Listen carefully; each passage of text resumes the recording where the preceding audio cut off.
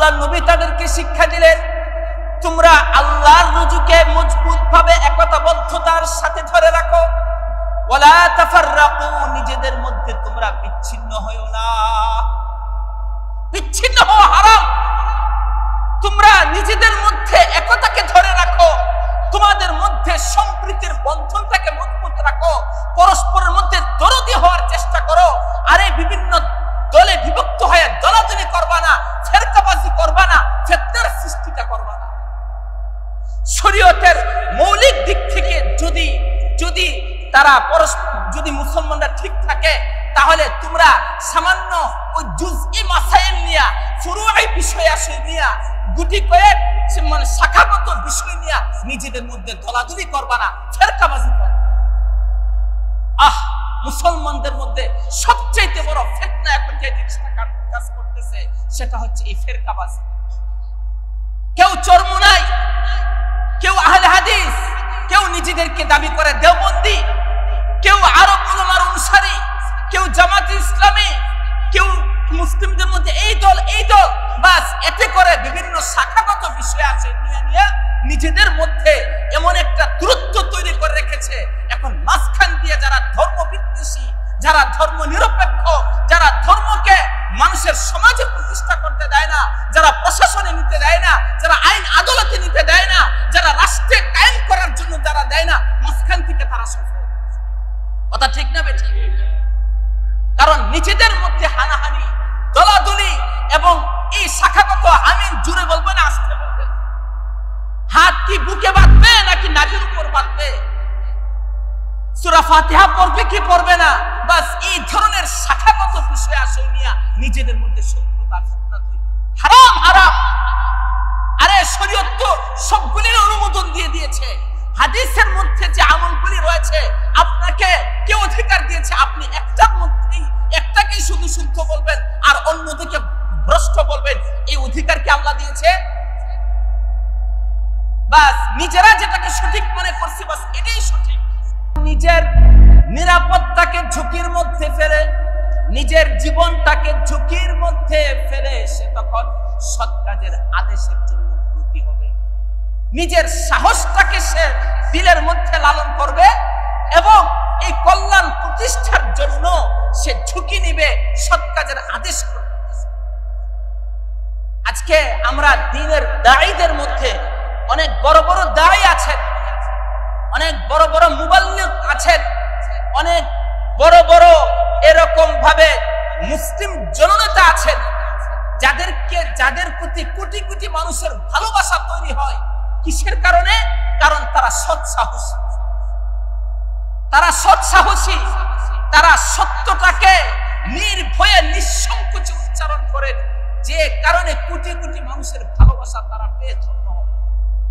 আল্লাহ তাআলা তাদের জন্য ভালোবাসাটা প্রথমে আকাশের মধ্যে ছড়িয়ে দেন, এরপরে সেই ভালোবাসাটা আল্লাহ তাআলা জমিনবাসীদের মধ্যে ছড়িয়ে দেন। বলেন সুবহানাল্লাহ। যারা সত্য কথাকে উচ্চকিত করেন, যাদের নিজেদের জীবনের দিকে তাকান না, আমার কি জেল হবে না জুলুম হবে না ফাঁসি হবে নাকি আমাকে মানুষে খারাপ বলবে কি হবে না হবে, ওই দিকে তাকান না, বরং আমর বিল মারুফটাকে খুব সাহসিকতার সাথে তারা যারা বলেন, তাদের জন্য মানুষের দিলের মধ্যে ভালোবাসা তৈরি হয় কি হয় না? কি বলেন? ইমানদারদের দিলের মধ্যে ভালোবাসা আছে কি না? আছে। কারণ সে এতবার একটা ফরিজা আদায় করতে পারছে যেটা লক্ষ লক্ষ মানুষ পারতেছে। সম্মানিত হাজিরিন, আল্লাহ তাআলা এর জন্য বলেছেন যে আমারা বিমারুফ, যারা সৎ কাজের আদেশের দায়িত্বটা পালন করে, আও ইসলাহান বাইনান নাস, এবং মানুষের মধ্যে সংশোধন করে দেওয়ার জন্য তৎপর থাকে, তার দিলের মধ্যে দরদ থাকে যে সমাজের মধ্যে এই ঝগড়াঝাটিটা না হোক। যাদের দুইটা দলের মধ্যে ঝগড়াঝাটি হওয়ার মতো উপক্রম, সে তখন আগে বেড়ে গিয়ে কিভাবে মিটমাট করা যায় সেই চেষ্টাটা করে। এটা হচ্ছে ইমানদারি দায়িত্ব। আর যদি মনে মনে চিন্তা থাকে যাক এরা আমার দুইটা প্রতিবেশী, এরা ঝগড়া লাগতেছে, লাগুক, এদের মধ্যে একটা শত্রুতা থাকবে, মাঝখান দিয়ে এরা দুজন আমার দরবারে আইসা উপস্থিত। কি বলেন? আমাদের সমাজে এমন মানুষ, ইমান চিন্তার মানুষ আছে কি নাই? কম আছে না বেশি আছে? বরং কেমনে আরো লাগাই দিতে পারবে এই চিন্তাটা থাকে। অথচ ইমানদারের দায়িত্বটা হচ্ছে যে না, এদের মধ্যে কিভাবে সম্পর্কটা কায়েম করা যায়। আর ইসলাহ বাইনান নাস ওয়াসসুলহু খায়র, যারা নাকি নিজেদের মধ্যে এই চেতনাটা রাখে যে না, আমার দুইটা প্রতিবেশীর মধ্যে ঝগড়া না হোক, দুইজন দোকানদারের মধ্যে ঝগড়া না হোক, ক্রেতা বিক্রেতার মধ্যে ঝগড়াটা না হোক, বরং যদি কোনো কথার দিক থেকে তাদের মধ্যে শত্রুতা বা মনোমালিন্য তৈরি হয়, আমার দায়িত্ব, ইমানি দায়িত্ব হচ্ছে তাদের মধ্যে সেটা মিটমাট করে দেওয়ার চেষ্টা করা। প্রয়োজনে আল্লাহ তাআলা অপর জায়গার মধ্যে বলেন, যদি যদি কোনো দুইটা দল এমন ভাবে ঝগড়ার মধ্যে লিপ্ত হয়েছে, আর এই কথা তুমি জানো যে যে একটা লোক সততার পথে আছে, আরেকটা লোক অন্যায়ের পথে আছে, আরেকটা লোক অন্যায়ের পথে আছে, তুমি মুসলমান হিসেবে তোমার দায়িত্ব আমি আল্লাহ তোমার উপর ফরজ করে দিলাম যে তুমি ওই অন্যায়কারী ব্যক্তির বিরুদ্ধে তুমি নিজেও দাঁড়াইবে। বরং সে যদি তোমার আপন ভাই হয়, সে যদি তোমার গোষ্ঠীর ভাই হয়, তাহলে আমরা কি ওই অন্যায়কারীর পক্ষ নিব নাকি ন্যায়ের পক্ষ নিব? ন্যায়ের পক্ষে। যে নাকি অন্যায়ের পথে গেছে, যে নাকি আসলে মিথ্যার পথে আছে, স্বার্থপরতার পথে আছে, তার পক্ষ নেওয়া যাবে। সম্মানিত হাজিরিন, আল্লাহর নবী সাল্লাল্লাহু আলাইহি ওয়াসাল্লাম নিজে দেখিয়ে গেছেন, মদিনার মধ্যে যখন নবীজি পদার্পণ করলেন, মদিনাবাসী আউস এবং খাজরাজ গোত্রের দুইটা দলের মধ্যে সব সময় ঝগড়া বিবাদ লেগে থাকতো। আউস এবং খাজরাজ গোত্রের মধ্যে প্রাধান্য বিস্তার নিয়ে, আধিপত্য বিস্তার নিয়ে তাদের মধ্যে বিবাদ লেগে থাকতো। আমাদের গ্রাম অঞ্চলে এমনটা আছে কিনা? গোষ্ঠীর মধ্যে কোন গোষ্ঠী শক্তিশালী থাকবে, বা যাদের টাকা পয়সা বেশি হয়, যাদের ব্যবসা বাণিজ্য ভালো, যাদের যুবকেরা বিদেশে থাকে, লক্ষ লক্ষ টাকা দেওয়ার মতো ক্ষমতা আছে, বাস এরা চিন্তা করে যে আমাদের তো টাকা পয়সা আছে, মামলা মুকদ্দমার মধ্যে আমরা অনেক আগে থাকতে পারবো, ফালাই দিনালা, সমস্যা নেই, টাকা পয়সা দিয়ে ম্যানেজ করে নেব। এমন আছে কি নাই? আফসোস, নবী সাল্লাল্লাহু আলাইহি ওয়াসাল্লাম যখন মদিনাতে গেলেন, সবার আগে চিন্তাটা করলেন যে মানুষের মধ্যে ভ্রাতৃত্ব তৈরি করবে। ভাই ভাই কিভাবে হবে? ইমানদাররা, মুসলমানরা পরস্পরে কি হবে? ভাই ভাই হবে।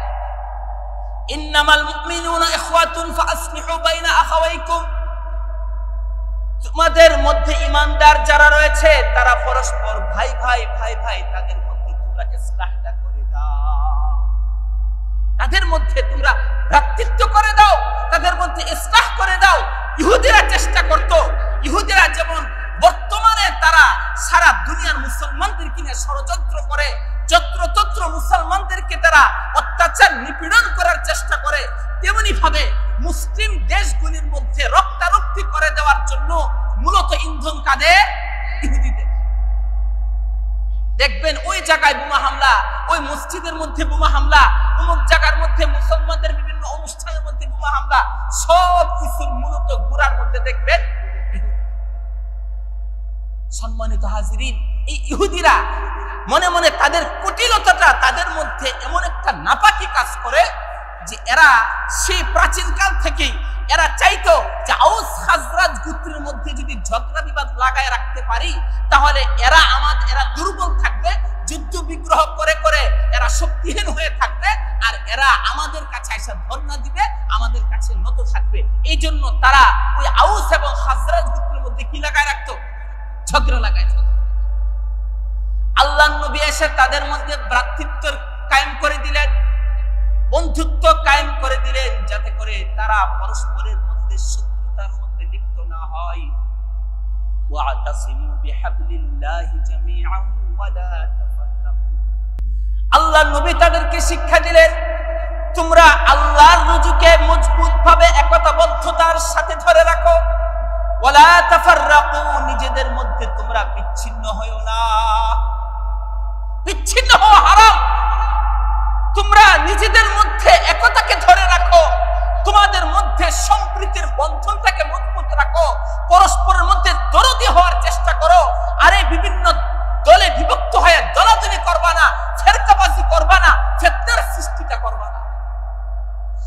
শরীয়তের মৌলিক দিক থেকে যদি যদি তারা যদি মুসলমানরা ঠিক থাকে, তাহলে তোমরা সামান্য ওই জুজই মাসাইল নিয়া, ফুরুই বিষয় আসে নিয়া, গুটি কয়েক মানে শাখাগত বিষয় নিয়া নিজেদের মধ্যে দলাদলি করবা না, ফেরকাবাজি করবা। মুসলমানদের মধ্যে সবচেয়ে বড় ফিতনা এখন যে জিনিসটা কাজ করতেছে সেটা হচ্ছে এই ফেরকাবাজি।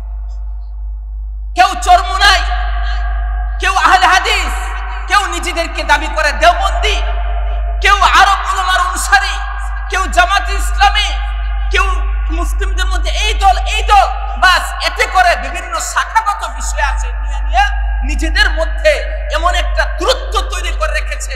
এখন মাঝখান দিয়ে যারা ধর্ম বিদ্বেষী, যারা ধর্ম নিরপেক্ষ, যারা ধর্মকে মানুষের সমাজে প্রতিষ্ঠা করতে দেয় না, যারা প্রশাসনে নিতে দেয় না, যারা আইন আদালতে নিতে দেয় না, যারা রাষ্ট্রে কায়েম করার জন্য যারা দেয় না, মাঝখান থেকে তারা সফল। কথা ঠিক না বেঠিক?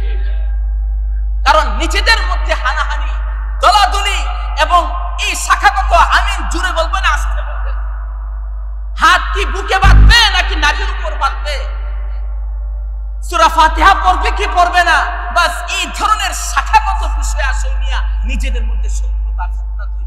হারাম হারাম। আরে শরীয়ত তো সবগুলির অনুমোদন দিয়ে দিয়েছে।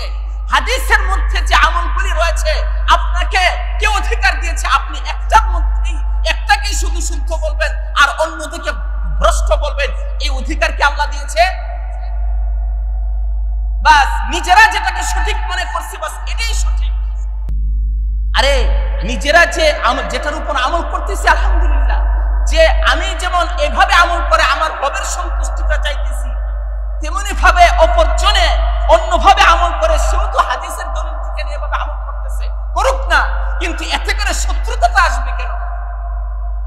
নবী সাল্লাল্লাহু আলাইহি ওয়াসাল্লামের যুগে দুইজন সাহাবী একটা সূরা তেলাওয়াত করতেছিলেন, সূরা ইউসুফ বা অন্য কোন একটা সূরা তেলাওয়াত করতেছিলেন। তো এক সাহাবী যেভাবে সূরাটা তেলাওয়াত করতেছিলেন, উনি সূরাটা অন্যভাবে তেলাওয়াতটা শুনেছেন, অন্যভাবে শিখেছেন। অর্থাৎ কোরআনকে আল্লাহ তাআলা 7 রীতিতে নাযিল করেছেন। উনজিলাল কুরআন আলা 7 আহরুফ, 7 রীতিতে নাযিল করেছেন। অবশ্য উসমান রাদিয়াল্লাহু আনহু কুরাইশি রীতিটাকে রেখে পরবর্তীতে ওই অন্য রীতিগুলিকে ব্যান করে দিয়েছিলেন। যাই হোক, ওটা ভিন্ন একটা আলোচনা, কিন্তু প্রসঙ্গক্রমে আমি যে বিষয়টা বলতে চাচ্ছি, যখন তিনি একভাবে তেলাওয়াত করলেন, ওমর রাদিয়াল্লাহু আনহু শুনতে পেলেন যে আরে আমি তো সূরা ইউসুফকে আমি অন্য রীতিতে অন্যভাবে আমি শিখেছি, সে এমন ভাবে পড়তেছে কেন? এমন ভাবে পড়া সে আবার দাবি করতেছে যে সে সূরা ইউসুফ পড়তেছে। আরে সে তো কোরআন বিকৃত করার মতো ধৃষ্টতা দেখাইতেছে। তো ওমর রাদিয়াল্লাহু আনহু তো অনেক শান শওকতের মানুষ ছিলেন, হ্যাঁ, কোনো অসত্যকে বা কোনো অন্যরকম বিষয়টাকে উনি সহ্য করতেন না। তার চাদরের মধ্যে ধরে তাকে টেনে নবীজির দরবারে নিয়ে গেছে। নবী সাল্লাল্লাহু আলাইহি ওয়াসাল্লাম বলতেছেন, ওমর তাকে এভাবে ধরছো কেন? বলে যে ইয়া রাসূলুল্লাহ, সে একভাবে কোরআন পড়তেছে, কইরা বলতেছে যে এটা নাকি কোরআনের অংশ। বলে যে আচ্ছা তুমি তাকে ছাড়ো, তুমি কইরা শোনাও তো। নবী সাল্লাল্লাহু আলাইহি ওয়াসাল্লাম তার তেলাওয়াত শুনলেন, বললেন হাকাদা উনজিলা, এইভাবেও নাযিল হয়েছে। আবার হযরত ওমরকে বললেন তুমি পড়া শোনাও। বলে যে ওমর রাদিয়াল্লাহু আনহু তখন যেভাবে পড়া শোনাইলেন বললেন যে হ্যাঁ এভাবেও নাযিল হয়েছে। সুবহানাল্লাহ। অর্থাৎ একই বাক্যকে ভিন্ন ভিন্ন ভাষায় ভিন্ন ভিন্ন রীতিতে আমরা উচ্চারণ করি। এক দেশে বলে যাব, আরেক দেশে বলে যাইয়াম, আরেক দেশে বলে যায়েঙ্গা। কি বলেন? বলে কি বলে না? তো এরকম ইসলামের প্রথম দিকে যাতে মানুষের পড়াটা সহজ হয়, নিজেদের আঞ্চলিক রীতিতে পড়তে পারে, এইভাবে নাযিল হয়েছে। এভাবে পড়ার অনুমতিটা ছিল। নবী সাল্লাল্লাহু আলাইহি ওয়াসাল্লামের চেহারা তখন রক্তিম হয়ে গেছে, চেহারা লাল হয়ে গেছে। উনি এমন ক্ষুব্ধ হইলেন যে তোমরা দ্বীনের এই বিষয়গুলি নিয়ে কেন মতবিরোধে লিপ্ত হইতে চাও? ইন্নামা হালাকা মান কানা ক্বাবলাকুম বিকাসরাতি ইখতিলাফিহিম। আরে তোমাদের পূর্ববর্তীরা তো তারা ভ্রষ্ট হয়েছে, তারা ব্যর্থ হয়েছে, তারা দ্বীন থেকে বিচ্যুত হয়ে গেছে। তাদের নিজেদের মধ্যে মতবিরোধের কারণে, তাদের শত্রুতার কারণে, তাদের নিজেদের মধ্যে হানাহানি বিদ্বেষের কারণে তারা ধ্বংস হয়ে গেছে। তোমাদের ব্যাপারে আমি সতর্ক করতে চাই যে তোমরা এই শাখাগত বিষয়গুলি নিয়ে নিজেদের মধ্যে হানাহানি করবে না, নিজেদের মধ্যে তোমরা বিরোধের সৃষ্টি করবে না, নিজেদের মধ্যে শত্রুতা তৈরি করবে না। আজকে আমাদের সমাজে বিভিন্ন দলের লোকেরা এই ধরনের শত্রুতা তৈরি করে কি করে না? কি বলেন? এই ফিতনাগুলি তৈরি করে কি করে না? তাদেরকে সতর্ক করবেন যে না, আমরা আমাদের ঈমান এক, আমাদের রাসূল এক, আমাদের কিবলা এক, আমরা সকলে পাঁচ ওয়াক্ত নামাজ বিশ্বাস করি, করি কি করি না? আমরা এরকম ইবাদতের সিস্টেম, মৌলিক সিস্টেম আমরা বিশ্বাস করি। কাজেই শাখাগত বিষয় নিয়ে আমাদের মধ্যে কোনো দূরত্ব, কোনো হানাহানি, কোনো শত্রুতা, কোনো ফিতনা তৈরি করা যাবে না। সম্মানিত হাজিরিন, আল্লাহ তাআলা উম্মতের জন্য এই কথা লাজিম করে দিয়েছেন যে তোমরা একতাবদ্ধ থাকো, অর্থাৎ তোমরা তোমাদের ভাইয়ের জন্য দরদি থাকো। তোমার মুসলিম ভাই, তার এই মুসলিম ভাইয়ের জন্য তুমি দরদি থাকো, পরস্পর মধ্যে মুহাব্বত রাখো। ওয়া তাআওয়ানু আলাল বিররি ওয়াত তাকওয়া ওয়া লা তাআওয়ানু আলাল ইসমি ওয়াল উদওয়ান। নিজেরা তাকওয়া এবং পরহেজগারির দিক থেকে তোমরা পরস্পরকে সহায়তা করো। একটা মানুষ মুত্তাকি, দ্বীনদার, তার সে কিভাবে সুন্দরভাবে বেঁচে থাকবে, সুন্দরভাবে চলবে, সেটার ব্যাপারে তাকে তুমি সহযোগিতা করো। একটা মানুষ হারামের দিকে, অভাবে পড়ে হারামের দিকে সে দৌড়ে যাচ্ছে, হারামের দিকে সে বাধ্য হচ্ছে, সে সুদে টাকা নিতে বাধ্য হচ্ছে, এই মুহূর্তে তুমি টাকাওয়ালা আছো, তুমি তাকে ঋণ দান করো। ওমা ইউকরিদুল্লাহ কারদান হাসানা, নেক কাজে সহায়তা করো। একটা মানুষ মুসলিম হয়েছে, নতুন ঈমান গ্রহণ করেছেন, এখন তার সামনে অনেক দিক থেকে চ্যালেঞ্জ সামনে এসে দাঁড়াইছে, সে কি ঈমানের উপর অটল অবিচল থাকতে পারবে কিনা, বাস তার জন্য তোমার সাহায্যের হাত বাড়িয়ে দাও। তাআওয়ানু আলাল বিররি ওয়াত তাকওয়া, নেক কাজের মধ্যে এবং তাকওয়ার দিক থেকে তোমরা পরস্পরকে সহায়তা করো। ওয়ালা তাআওয়ানু আলাল ইসমি ওয়াল উদওয়ান, এবং পাপ কাজের মধ্যে সীমা লঙ্ঘনে তোমরা সাহায্য করিও। একটা লোক নিশ্চিতভাবে সে পাপের দিকে নিয়ে যাবে, সে পাপের দিকে প্ররোচনা দিবে, সে পাপকে লালন করবে, তাকে কোন রকম ভাবে সাহায্য করা যাবে না। সম্মানিত হাজিরিন, নবী সাল্লাল্লাহু আলাইহি ওয়াসাল্লাম এই ইসলাহের বিষয়টাকে এত গুরুত্ব দিয়েছেন, এত গুরুত্ব দিয়েছেন। আল্লাহ নবী সাল্লাল্লাহু আলাইহি ওয়াসাল্লাম বলেন যে দেখো, আলা উখবিরুকুম বিআফদালা মিন সাদাকাতিন ওয়া সিয়ামিন ওয়া যাকাতিন, আমি তোমাদেরকে এমন আমলের দিকে নির্দেশনা দিব না? আমি কি তোমাদেরকে এমন একটা গুরুত্বপূর্ণ আমলের কথা বলবো যে আমলটা লক্ষ লক্ষ টাকা দান করার চেয়ে উত্তম, যে আমলটা দান সদকা করা থেকে উত্তম, যে আমলটা নফল নামাজ পড়া থেকে উত্তম, যে আমলটা নফল রোজা রাখা থেকে উত্তম? সাহাবায়ে কেরাম বললেন যে ইয়া রাসূলুল্লাহ, অবশ্যই অবশ্যই বলবেন। আল্লাহর নবী তখন বললেন আল ইসলাহু যাতাল বাইন, দুইটা দলের মধ্যে সমঝোতা করে দেওয়াটা হচ্ছে অনেক অনেক বড় নেক কাজ। মানুষ বিবাদে লিপ্ত, ঝগড়ায় লিপ্ত, কেমনে তাদের মধ্যে সম্প্রীতিটা তৈরি করে দিবা, ভালোবাসা তৈরি করে দিবা, হৃদ্যতা করে দিবা, তারা পরস্পর ভাই ভাই হয়ে থাকবে। এই আমলটা তোমার লক্ষ লক্ষ টাকার দান করার চেয়ে উত্তম, তোমার নফল নামাজের চেয়ে উত্তম, তোমার শত শত রাকাত নফল নামাজ পড়ার চেয়ে উত্তম, এরকম দিনের পর দিন নফল রোজা রাখার চেয়ে উত্তম। আল্লাহ নবী বলেন যে দেখো, কুল্লু সুলামা লাহু সাদাকা, মানুষের দেহের মধ্যে যে গ্রন্থিগুলি রয়েছে, মানুষের দেহের মধ্যে যে গিরাগুলি রয়েছে, এই গিরাগুলির জন্য দান সদকা করাটা দায়িত্ব। আল্লাহ যে তোমার দেহটাকে এত সুন্দরভাবে সাজিয়েছেন, তোমার দেহটাকে আল্লাহ তাআলা এমন ভাবে পবিত্র রেখেছেন, এমন ভাবে নিরোগ রেখেছেন, সুস্থ রেখেছেন। আল্লাহ নবী বলেন তোমার জন্য এই গ্রন্থিগুলির হিসাবে আল্লাহর জন্য শুকরিয়া আদায় করাটা জরুরি। এখন শুকরিয়াটা আদায় করব কিভাবে? এক একটা তাসবিহ হচ্ছে এক একটা সাদাকা। আল্লাহর জন্য যে সুবহানাল্লাহ বলি, আলহামদুলিল্লাহ বলি, আল্লাহু আকবার বলি, এগুলি হচ্ছে কি সাদাকা। আর এমনই ভাবে যখন মানুষকে কোনো একটা ভালো কাজের দিকে নির্দেশনা দিলাম, পরামর্শ দিলাম, কাউকে ভালো কাজের দিকে পথ দেখাইলাম, কারোর মধ্যে একটা সংশোধন করে দিলাম, কাউকে একটা কল্যাণকর কাজের দিকে তাকে আমি উৎসাহিত করলাম। বাস এই জিনিসগুলি হচ্ছে তার অঙ্গ প্রত্যঙ্গগুলির জন্য শুকরিয়া আদায় করার জন্য তার সাদাকাত আদায় হয়ে গেল। সুবহানাল্লাহ।